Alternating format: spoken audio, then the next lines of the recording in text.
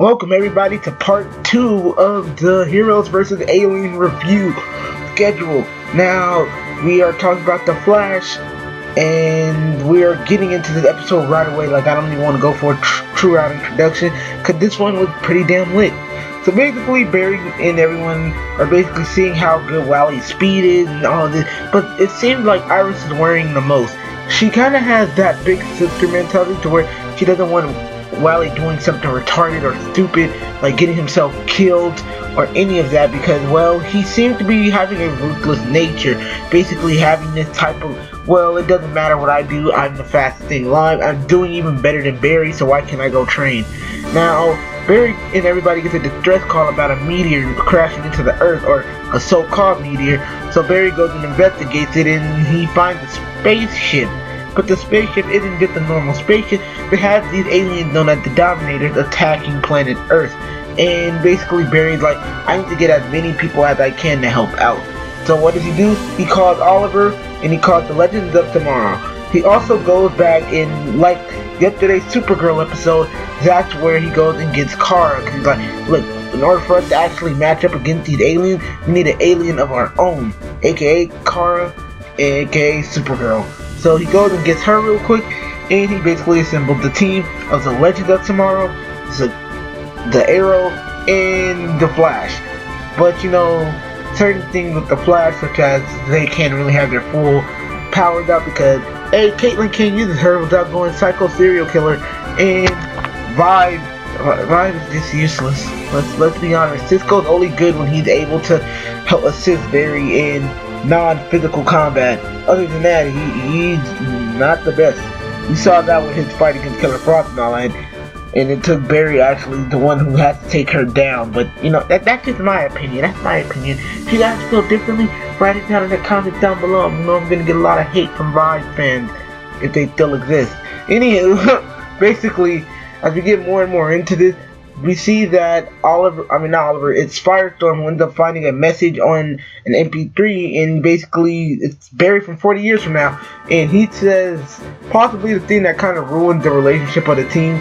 While by the way, if you're wondering where everyone else is, they're kind of training and using Supergirl as kind of, how do I put this, a simulator of how these aliens are going to attack them and all their abilities, which is kind of stupid because I'm pretty sure Supergirl is more powerful than those aliens anyway, so whatever they do to Supergirl anyway is pretty useless. Pretty fucking useless. And I'm pretty sure if they try shooting at some of the Dominators, they have a better chance at least killing them. That's all I have to say. Like, it's pretty stupid. But Barry gets a message from himself from 40 years ago saying, look, I fucked up the timeline yet again. It's kind of become a routine now. Don't trust anyone. Don't say anything to anyone. And all that, like, just don't trust anyone because I messed up again. And, you know, they're like, are you gonna tell anybody about the message that we just received from you 40 years from now? And Barry just kind of, he doesn't want to tell them now because, like, look, I don't want them to, you know, distrust their leader. Because, trust me, Barry didn't want to be leader in the beginning. He said that he would rather they have someone to trust than anyone else. And like Cisco, of course, I don't know. I'm starting to dislike Cisco because I feel like he's kind of taking out all this thing on Barry. Even though he knows damn well if he went back and saved Dante, it would have fucked up the timeline too. So really, who's in the wrong? Like, they're both pretty much in the wrong. And this is going to go later in the review to where I want to talk about what Oliver said to Barry. It was possibly some of the best things that I guess Barry could hear at the moment, which was basically, I'm going to just skip to that right now really quick. He said, let's face it, if any of us were put in the same position to save our loved ones from a tragedy, would we not take the chance? And this is a very real thing, because it makes you even think, if you've lost someone to a circumstance, to something happening to them, would you or would you not go back in time and change it? Fuck the repercussions, fuck all of that.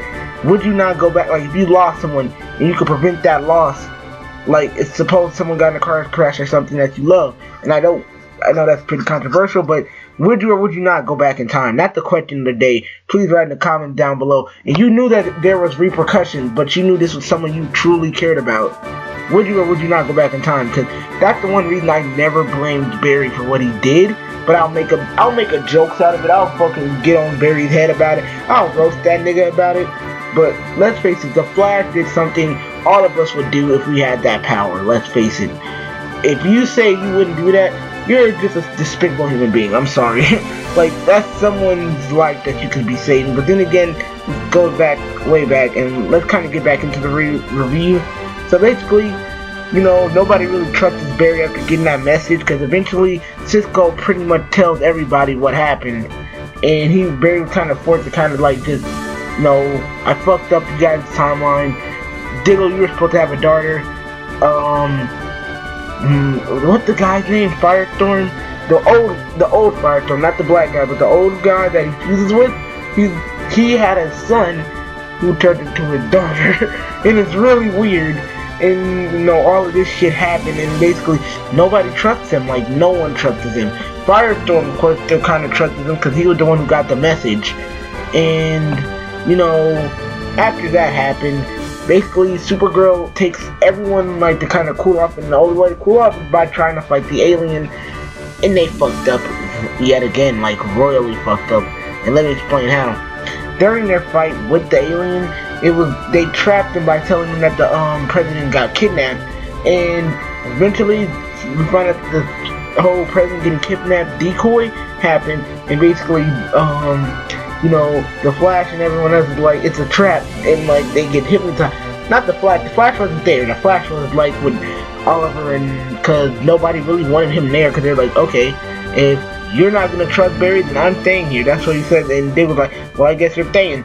Bye, bitch. That's basically what he said to Oliver.